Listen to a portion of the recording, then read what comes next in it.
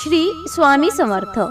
घरातील या 5 वस्तू रिकाम्या ठेवू नका, म्हणून पैसा हातात टिकत नाही. आपल्या जीवनात चढ उतार सुरूच असतात.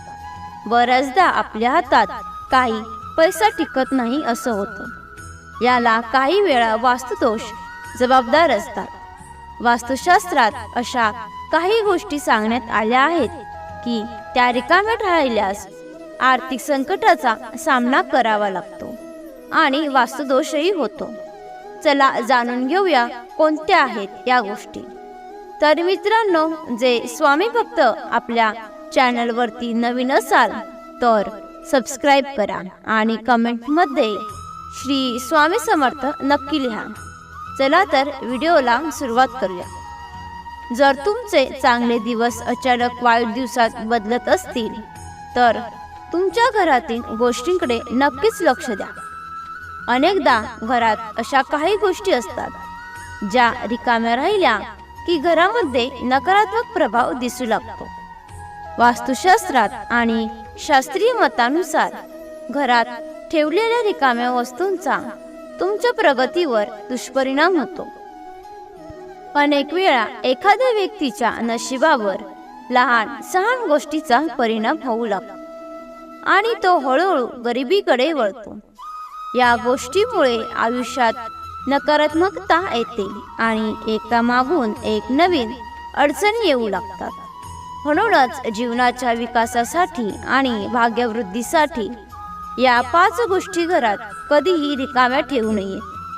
या 5 गोष्टी कोणत्या जाणून घेऊया. 1. धान्याचे भांडे रिकामे ठेवू नका. वास्तुशास्त्रानुसार घरात अन्नाचे भांडार कधीही रिकामे ठेवू नये. जर ते रिकामे होत असेल तर त्यापूर्वी भरा, जेणेकरून ते तुमच्या विकासात अडथळा बनू नये. पूर्ण अन्नधान्य जीवनात सकारात्मक ऊर्जा आणते आणि तुमची समृद्धी वाढवते. यासोबतच अन्नपूर्णेची रोज पूजा करा. अन्नपूर्णा ही धनधान्य, ऐश्वर्य आणि सौभाग्य यांची देवी आहे.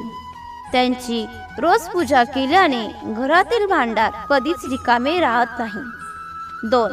बाथरूममध्ये रिकामी बादली. वास्तुशास्त्रानुसार बाथरूममध्ये रिकामी बादली कधीही ठेवू नये. बाथरूममध्ये रिकामी बादली ठेवल्याने नकारात्मक ऊर्जा येते.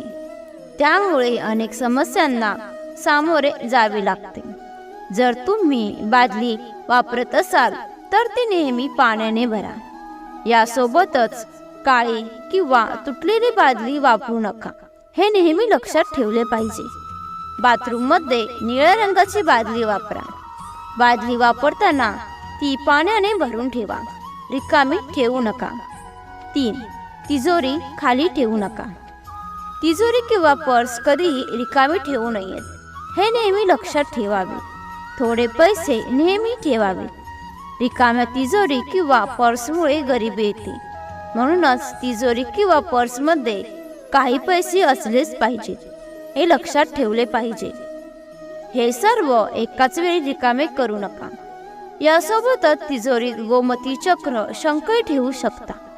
त्यातून तुमच्या समृद्धीत आणखी भर पडते. 4. देवघरातील जलपात्र.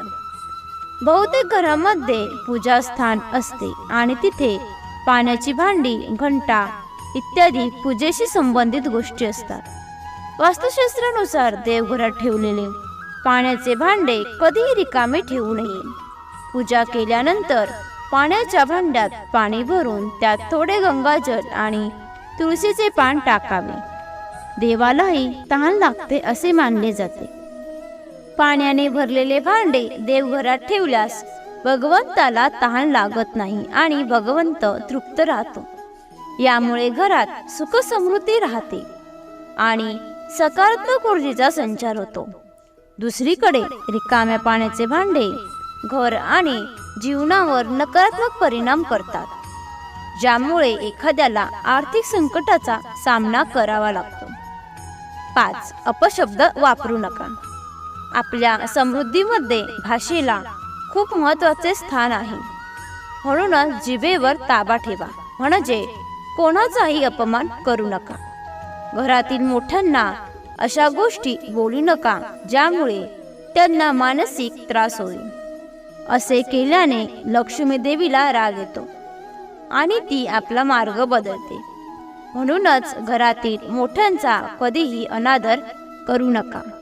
या गोष्टी सदैव ध्यानात ठेवाव्यात की कर्म, शब्द आणि मनाने कोणाचाही अपमान होऊ नये.